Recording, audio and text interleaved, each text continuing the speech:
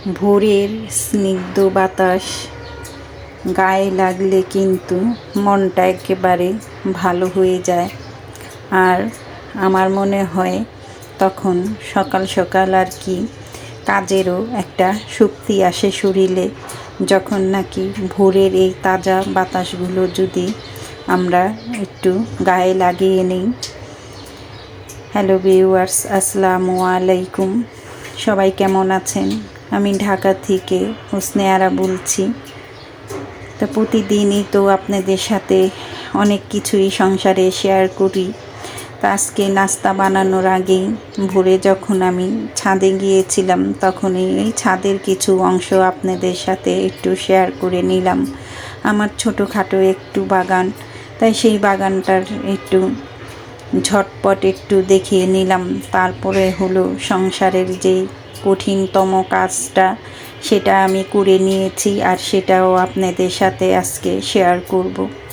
আমার ছাদটা কিন্তু বেশ বড়, তা আমি একই সাইডে কিন্তু একটু কোণা ধরে গাছ লাগিয়েছি, ওটাই আপনাদের সাথে একটু শেয়ার করলাম। তো কঠিন কাজ বলতে এই কাজগুলো কিন্তু রোজার আগ মুহূর্তে করে নিলে তাহলে মনে হয় আমার কাছে একটা স্বস্তি আসে। তার মধ্যে হলো ফ্রিজ পরিষ্কার করাটা কিন্তু অনেক টাফ ব্যাপার। আর তার মধ্যে কিন্তু ফ্রিজ পরিষ্কার করে অনেক দিন আগে থেকেই যদি ফ্রিজটা পরিষ্কার করে রাখি, তাহলে দেখা গেছে যে রোজা আস্তে আস্তে আবারও ময়লা হয়ে যায়। তার জন্য রোজার 4-5 দিন আগেই যদি ফ্রিজটা এভাবে পরিষ্কার করে সুন্দর করে রাখি, তাহলেই কিন্তু ফ্রিজের ভিতরে যে একটা দুর্গন্ধ থাকে ওটাও থাকে না, আর কি একটা ভ্যাপসা একটা গন্ধ থাকে কিন্তু অনেক দিন ধোয়া না হলে খাবারের। তাই এরকম যদি এয়ারটাইট বক্সে ভরে আপনারা যদি সব খাবারগুলো যদি ঢাকনা দিয়ে ঢেকে রেখে দেন, আর একবারে এভাবে কিন্তু গুছিয়ে রাখলে কিন্তু ফ্রিজে পর্যাপ্ত জায়গা পাওয়া যায়। এবং রমজানে কিন্তু আমাদের অনেক খাবার দাবার অনেক কিছুই থাকে, সেগুলো কিন্তু সুন্দর করে রাখা যায়। তাই আমি যতটুকু পেরেছি আমার এই ফ্রিজটাকে আপনাদের সাথে একটু শেয়ার করে নিলাম, একটু দেখিয়ে দিচ্ছি যে আমি কিভাবে গুছিয়ে রেখেছি। অনেকেই কিন্তু অনেক টাকা খরচ করে কিন্তু ফ্রিজ ডেকোরেশন করে থাকে ভিতরটা, আমি কিন্তু সেইভাবে কিছুই করিনি। কিছুদিন আগে যে আমার কতগুলো খাবারের বক্স এসেছিল, সেই বক্সের মধ্যেই কিন্তু আমি খাবারগুলো সব আমি আর কি ঢাকনা দিয়ে ঢেকে রেখেছি। সবজি কোটার থেকে শুরু করে সব কিছুই কিন্তু আমি নিজে আর কি বক্স, ঘরে থাকা যে বক্সগুলো ছিল সেটি করেছি। আর এই যে তাকের মধ্যে যে দেখছেন রেকসেনগুলো, এগুলো হলো আমার ডাইনিং টেবিলের যে টপার ছিল, প্লেট টপার, সেগুলো আমি এখানে লাগিয়ে দিয়েছি। ওটার জন্য কিন্তু আমি কোনো টাকা করিনি। তা আপনাদের কাছে যদি বাসার কোনো পুরনো ডাইনিংয়ের ক্লথ থাকে, তা ওগুলা কিন্তু কেটে কেটে সুন্দরভাবে ফ্রিজের ভিতরে লাগিয়ে দিবেন, তাহলে কিন্তু ফ্রিজটার নষ্ট হবে না।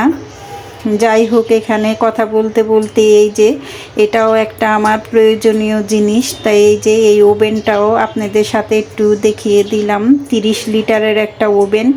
আর এখানে হলো এই যে কিছু কিছু যে জিনিস একেবারেই না কিনলে নয়, এগুলো আমার শখ না, এগুলো আমার সংসারের একবারে প্রয়োজনীয় জিনিস, এগুলো কিন্তু না কিনলেই নয়। তো এক এক করে একটা একটা করেই কিন্তু আমি কিনেছি, একসাথে কিন্তু আমি এত টাকার জিনিস কিনি না কখনই। কেননা আমাদের মহিলাদের সাধারণত আমরা সংসার যখন পরিচালনা করি তখন বুঝে শুনেই কিন্তু এক একটা জিনিস আর কি কিনে নেই, একসাথে কোনো জিনিসই কিনি না। তখন কিন্তু ভাইয়াদের পকেট থেকে কিন্তু একসাথে এত টাকা বের করতেও কিন্তু তাদের অনেক কষ্ট হয়, তার জন্য এক এক করেই কিনি। তাই এই যে একটা ইলেকট্রিক ক্যাটেল আমার আগে একটা ছিল, ওটা নষ্ট হয়ে যাওয়াতে এটা একটা কিনে নিয়েছি। তারপরে হলো এই যে একটা অয়েল পট, যেহেতু এখন রোজা চলে আসছে আর রোজার মাসে কিন্তু অনেক তেল দিয়ে ভাজা পোড়াটা করতে হয়, তাই প্রতিদিন কিন্তু সম্ভব না যে তেল চেঞ্জ করে নতুন তেল দিয়ে আবারই করব। আর এত রান্নাও কিন্তু হয় না, যেহেতু ছোট একটা ফ্যামিলি, তার জন্য যে ভাজা পোড়াটা করব সেই ভাজার তেলটা যাতে করে এই জারে রেখে দেই আর তেলটাও পরিষ্কার থাকে তার জন্য। আর এই যে এখানে একটা লাল ক্যাপ দিয়ে দিয়েছে যাতে করে কোনো পোকামাকড় না ঢুকতে পারে, তাই এটাও আমার প্রয়োজনীয় জিনিস।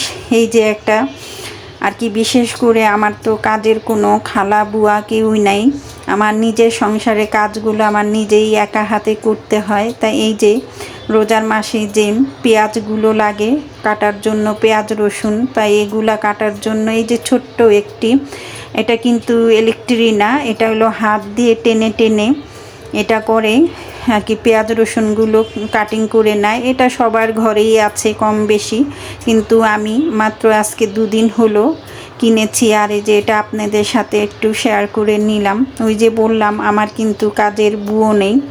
আর এই যে একটা দিয়েছে, এটা হলো আপনার ডিম ফেটানোর জন্য আর কি, ডিম করতে পারবেন।